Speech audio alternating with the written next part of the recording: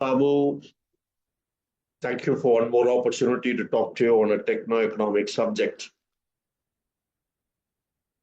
India, like many other countries, is engaged in a long technological battle to control carbon emission and carbon emission in multiple sectors, be it power generation, be it industries, be it transportation. And we have discussed some of these issues in our earlier occasions. Today, we are going to discuss specifically about carbon emission in transportation sector, which accounts for 1/8 of India's total carbon emission. 1/8. 1/8 is coming from transportation sector. And within the transportation sector, there is movement of people, there is movement of goods by road, rail, air, water. All these things are there, which are moved for the benefit of people's mobility as well as for the economy. 50% of the emissions of the transportation sector is caused by trucks carrying goods, which means trucks carrying goods by road in India causes 6% of the total carbon emission in India. And honestly, we've always been hearing about excessive pollution, especially during winter months in northern parts of India. And it has been a worrying issue. And we have not been able to solve it for many years, many decades almost. You may have noticed the amount of diesel fumes which come out of a truck. And we need to control this. In fact, if we can prevent it, it'll be very good. But definitely we should control it. The issue is difficult. We are not able to solve the problem due to 2-3 important reasons. First reason, in India, 65% of goods, or what is called freight, is transported by road. And only 22% is going by rail. And some 6% is going by waterways. When I say waterways, I include coastal also. That means it will start from Kochi and then come to Bombay by sea, or Kochi to Chennai by sea. So by water medium, it's only 6%. So you find the dominant mode of transportation in India is road. And there's a huge reason for it.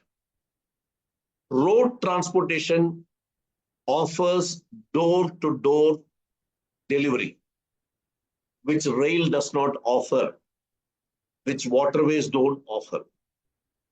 The last mile and the first mile is always by road. So this is one advantage which is in favor of roadways.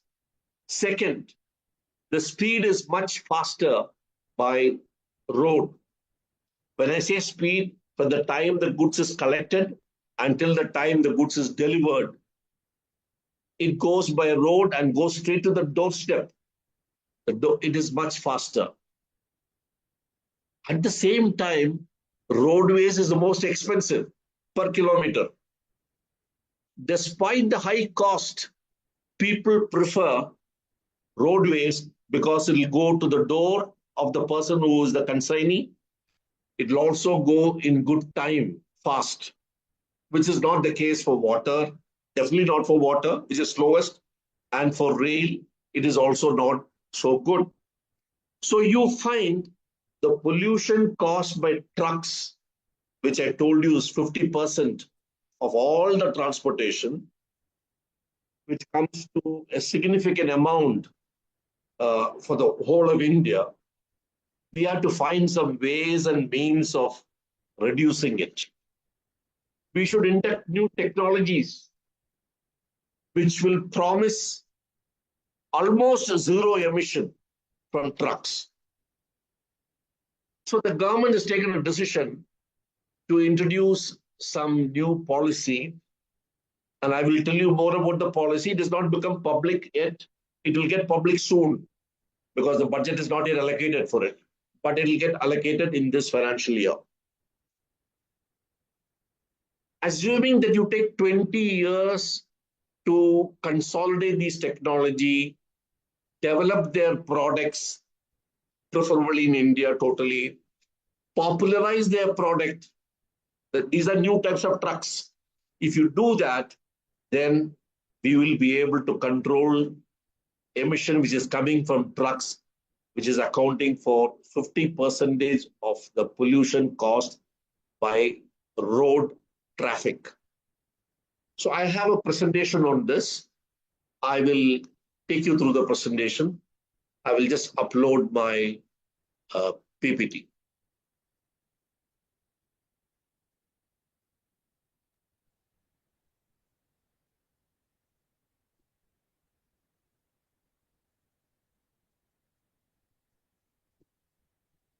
So, opening, as per government's plan, which I'll talk about towards the end, they say after 2047, there'll be no diesel trucks in India.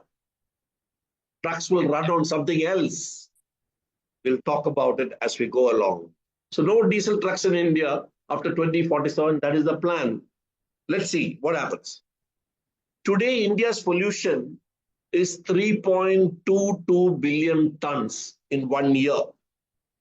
1 year is 3.22 billion tons, and it is not coming down despite renewable energy, because renewable energy has brought some savings, but the economy is growing and more power is being generated. We discussed about this, how coal is causing this pollution to remain at a high level.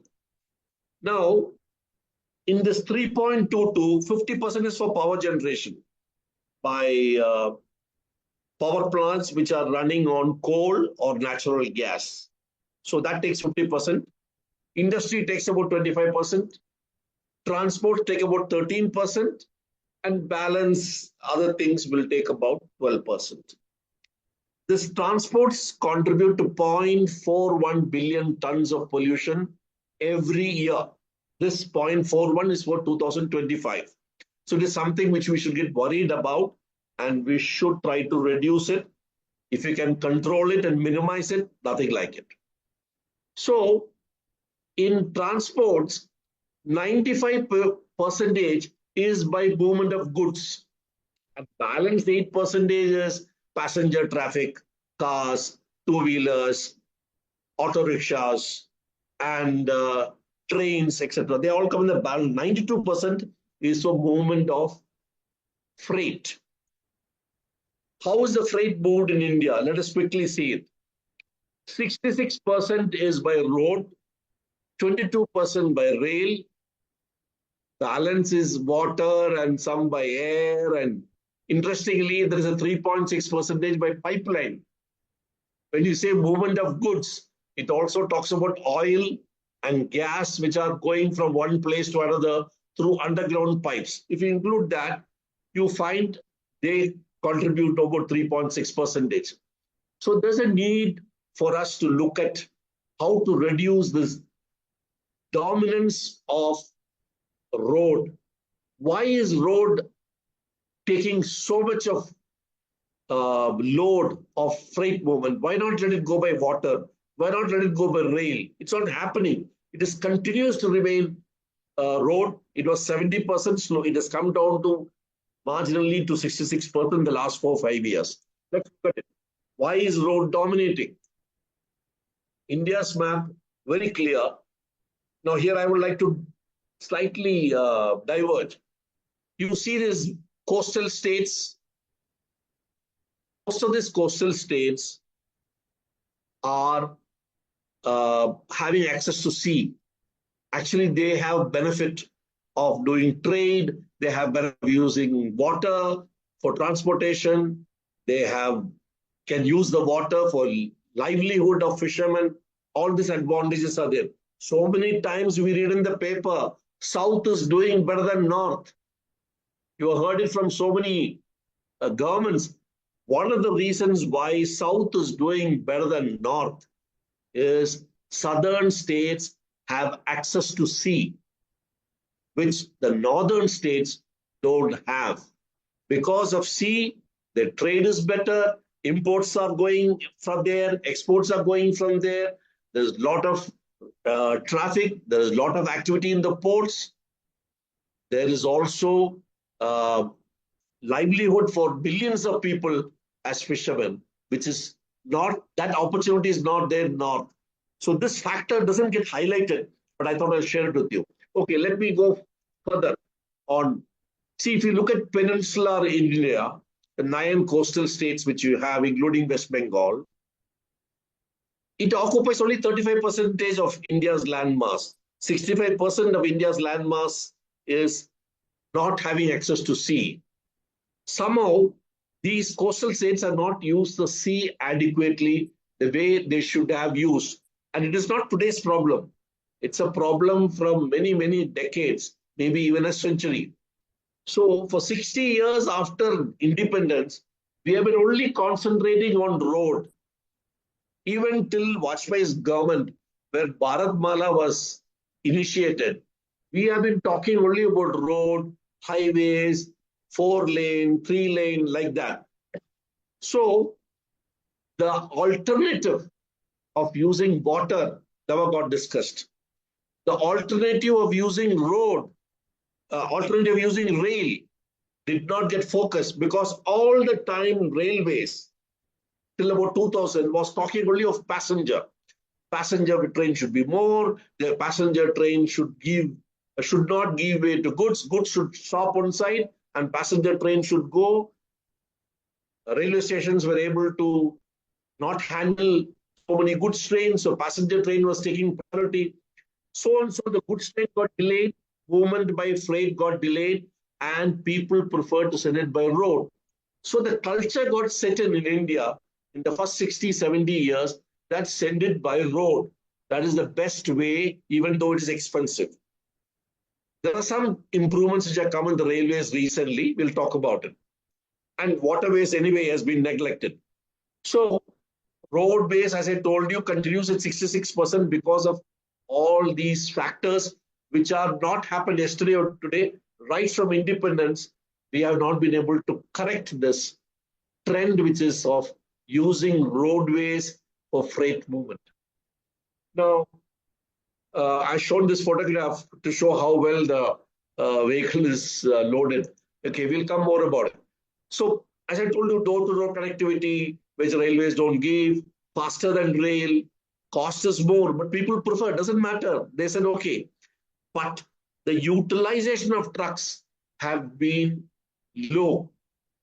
Utilization. There was a tendency, which is there in India, to overload a truck, and thereby you find what you can do with 3 trucks, you will do with 2 trucks, and overloading the 2 trucks. This is actually causing more load on the engine, more consumption of diesel, more pollution. And very often these trucks return empty. There's a lot of study done on this, and they find this is one of the reasons why the trucks are not being very cost effectively utilized. Recently, railways have come with something called dedicated freight corridor, both on the east side and western side. I'll show you on this. And they also started taking trucks on the train. I'll show you some photographs. So this is truck on train. This is happening in Gujarat. It's happening in Rajasthan, where milk containers are moved, the trucks are moved on train, and at the other end, they get down from they're rolled out of the train and they go to the last mile, is easily taken for milk, which is the perishable item. So this has become very popular, these sort of milk trains, and it was actually conceptually developed in Konkan Railways long time back, but it is now picked up again in the Western Corridor, and door-to-door delivery is thereby achieved, and pollution is come down. Now, if you look at the Eastern and Western dedicated freight corridor, you see one is in blue line and one is in red line. Blue is in west, red is in east. These are dedicated railway lines only for goods train. And that has enabled faster movement of goods in India. And they have this set up in 2023, the last 2-3 years.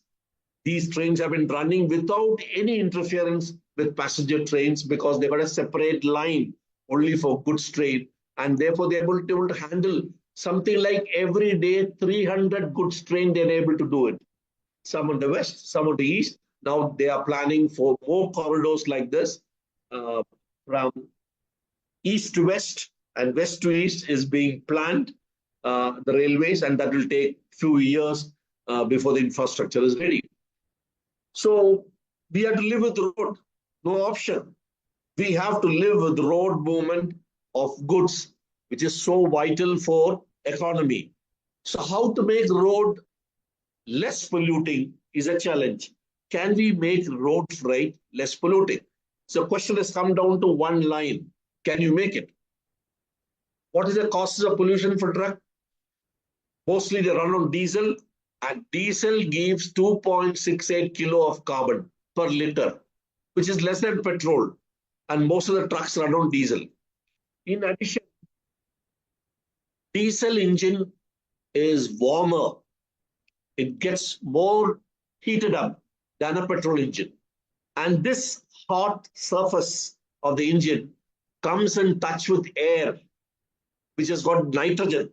And nitric oxides are formed because of this hot surface coming in touch with nitrogen. That causes certain particulate matter in the air, which is cause of pollution, especially in winter months. Heavy-duty trucks and medium-duty trucks use diesel. Light-duty vehicles may use petrol. India has 1.8 crore of trucks. Just remember this. India has 1.8 crore trucks which are operating on roadways. And as I told you, they contribute to 50% of the pollution cost. Over and above, there is NOx, nitric oxide, and carbon emission, etc. So there's a need to go for new type of trucks. What are these new trucks which will have no emission? So they're called ZET, Zero Emission Trucks, which we don't have at the moment, applying regularly. Some prototypes are running. I'll talk about it. And these prototypes belong to 3 technological types. So let me quickly run through these technological types for benefit of everyone. All may not understand the technical detail. So first is electric vehicle. You're familiar with electric bus. You're familiar with electrical car. Just like that, run a truck on battery. Only thing is, battery has to have high capacity to drive the truck with the load. And that type of battery we don't make in India. It has to be imported. So cost will be higher. And these batteries, once they are run, they have to be charged. So charging stations had to be set up along the highway for that type of batteries to that capacity. So you require infrastructure, you require the batteries to be imported, and the trucks will be very expensive. All of you know electric car is more expensive than a petrol car. So an electric truck will be far more expensive than almost 2.5 to 3 times more expensive than an ordinary truck. So obviously the government will have to look for some subsidy to be given if people have to go for electric trucks so that they don't use diesel truck and therefore the pollution is reduced. So this is one type of truck. The second type of truck runs on hydrogen. So very simple, hydrogen is in the fuel tank. There's something called a fuel cell, which makes hydrogen combine with oxygen. Electricity is produced. H2O is produced. H2O is thrown away as steam. And that electricity which is produced charges a battery. And thereafter it is run like a electric vehicle. Only thing is, here it is continuously charged. The battery is continuously charged as the truck is running. It is not like the first type where It was charged once and then it is running for 200 kilometers, again charged, again running. No, here it is getting charged as it runs by the fuel cell. And the hydrogen which is required in the fuel tank only needs to be topped up at a petrol pump, provided petrol pump can give hydrogen, which has not come in India so far. So in the next 20 years, which you're talking about, we need to set up hydrogen available in petrol pumps or in diesel bunkers. We need to have hydrogen. That extension of the facility has to come. More important, we have to produce hydrogen also by electrolysis.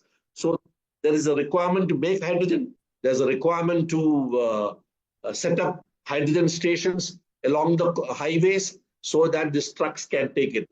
A 50-ton truck, a truck which is 50 tons, including its self-weight plus the load on it, requires about 9 kilos of hydrogen.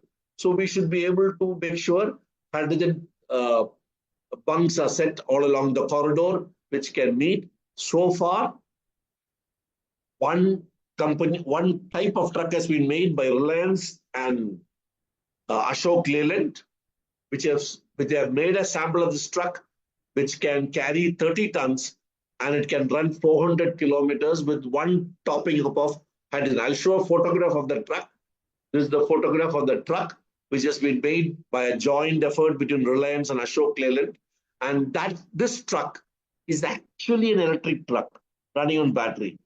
Only thing is that battery is charged by a fuel cell which uses hydrogen. So the truck has to only stop at the hydrogen station, top up hydrogen, and then continue to run. It's more expensive, there's no doubt about it. Obviously, help will be required for people who have to buy this truck. So after some years, you will find diesel trucks will not be available for you to buy. And only these type of trucks will come. And the government will give you some money for you to buy some soft loan so that you can use these trucks for your transportation.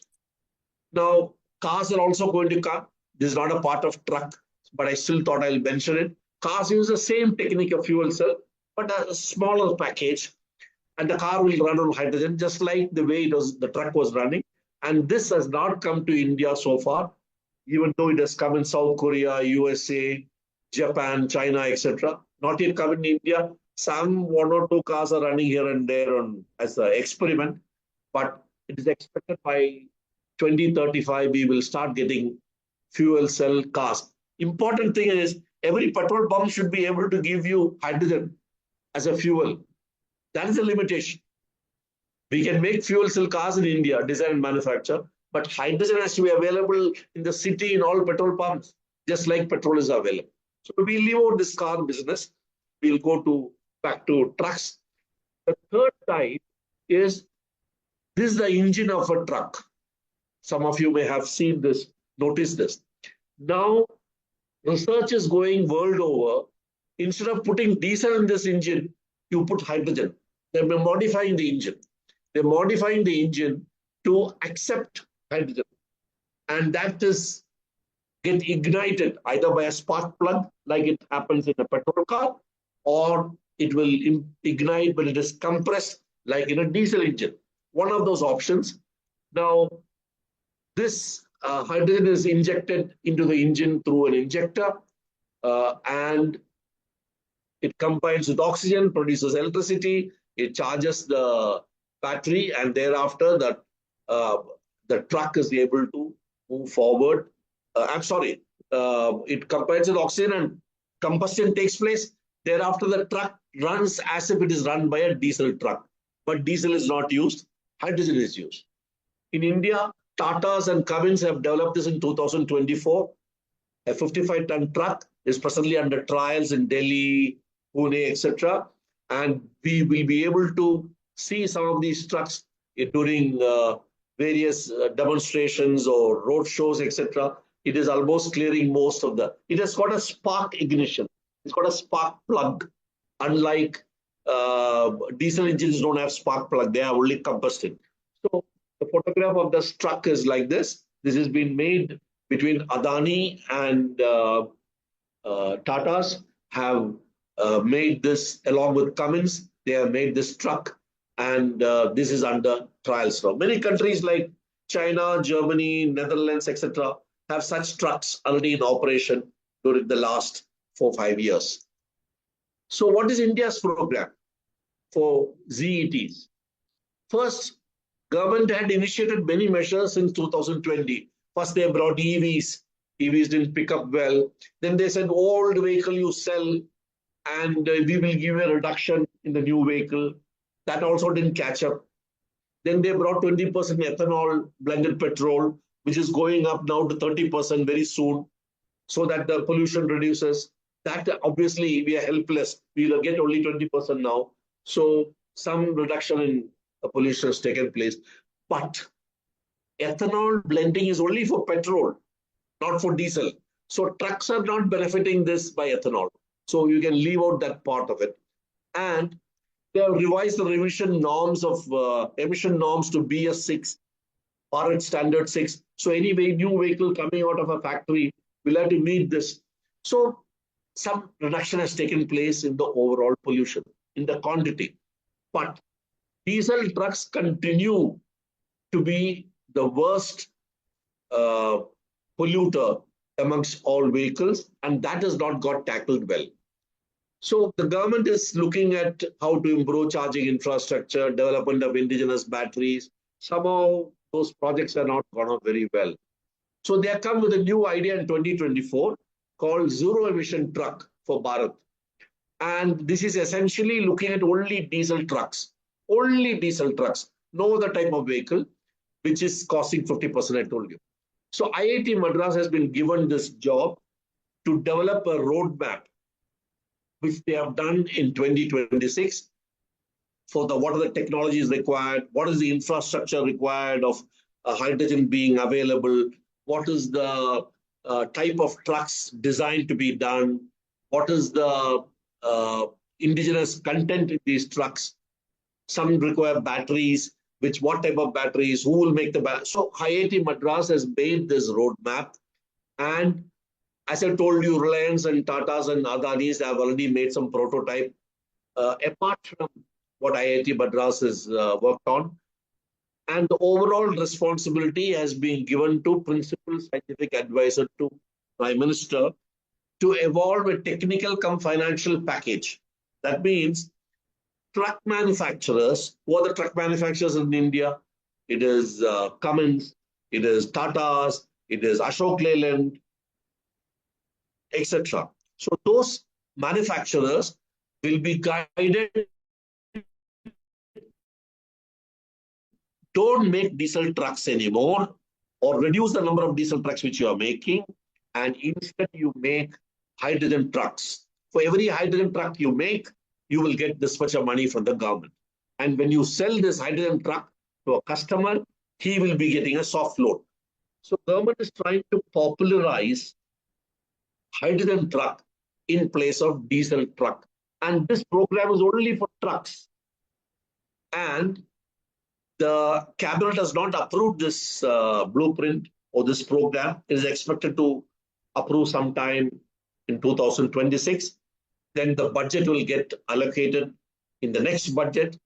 And from 27, 20 years time has been kept for developing these trucks, manufacturing this truck, popularizing the truck, setting up hydrogen all along the highways, and thereby reducing emission by trucks which were run on diesel, and slowly phase out diesel trucks by 2047.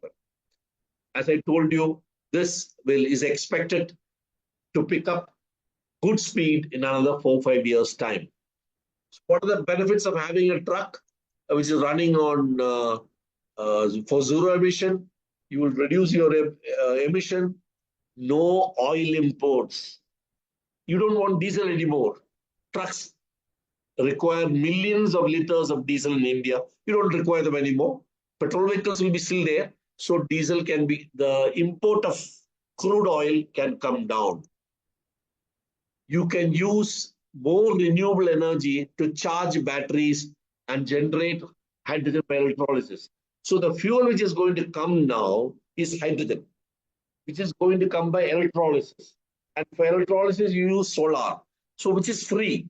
So use solar for electrolysis, generate hydrogen, make it available to the public or to the truck owners. Don't give diesel, therefore you reduce the import of crude oil. We know how much problem we are going through now because of Iran war, and the flow of crude oil has not been smooth. And improve the utilization of trucks by using hydrogen. Of course, there are challenges. The challenges are, first challenges are, it is very expensive. Depending on the size, bigger the truck, more expensive than its counterpart. Smaller truck is not that, so it is between 2 and 3 times is the expense for a truck, value of truck has gone up. As I told you, there should be a financial package. The profit margin is very, very small for zero emission truck because of the cost.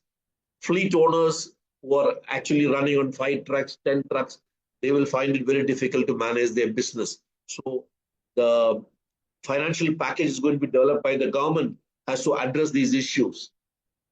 Infrastructure of hydrogen is required all along the trucking corridors. 21 million manpower today is employed in trucking industry. Either they are direct in the factories making truck, or servicing of truck, or maintenance of truck. There are 9.4 indirectly because they are making spare parts, tires, some are making batteries, some are making some other components are required for the truck. And 4.1 induced, which are support along the road assistance for the truck. So about 21 million manpower will be coming out of this trucking, diesel truck industry, diesel truck support, diesel truck maintenance. They have to get re-employed. They have to be re-skilled to some new line for the new type of trucks which will come. And there's always a trade-off in a truck between battery weight and payload. So if you want to carry 50 tons in a truck, you have to put much bigger battery. If you carry 30 tons, you require a smaller battery. And that is one of the important factors for the cost of the truck. And we also have to get over the fact that we don't overload our trucks the way like we are doing now, which you see, which is one of the reasons why the pollution is high. So we wean away people from this overloading habit. Now, so I come to the conclusions. Roadways since 1947 have remained dominant mode of transportation because it is easy to create a road, more difficult to create rail, even more difficult to create water medium for transport. You require a port, you require ships, you require many facilities. And anyway, even for a water medium, the first mile and the last mile has to be a road. We have to get rid of trucks which are causing 50%. Vehicular pollution is very close to ground. And during winter months especially, this pollution gets stagnant there at the low level where people are exposed to health hazards. So it is important for us to overcome this, especially in urban areas. So it's very critical. We have to embark on this program of doing away with diesel trucks. And that's why government has decided from 27 to 47, we will be embarking on this program. Countries like China, US, Korea have already done it. And they are slowly reducing diesel trucks. And some are using fuel cells. Some are using IC engines injected with hydrogen. Government has told a task IIT Madras to develop this package, what all needs to be done. Some efforts have been made by Reliance and Adani's, etc., to Tata's, etc., to make the prototype. And they have run it on fuel cell. And the government plans to replace the polluting diesel trucks by 2047, while the budgets and other details, the infrastructure, etc., are to be, which are immense capital intensive. Details are awaited. Maybe there'll be some budget allocation in the coming year for this entire program. Ladies and gentlemen, thank you very much. Jai Hind.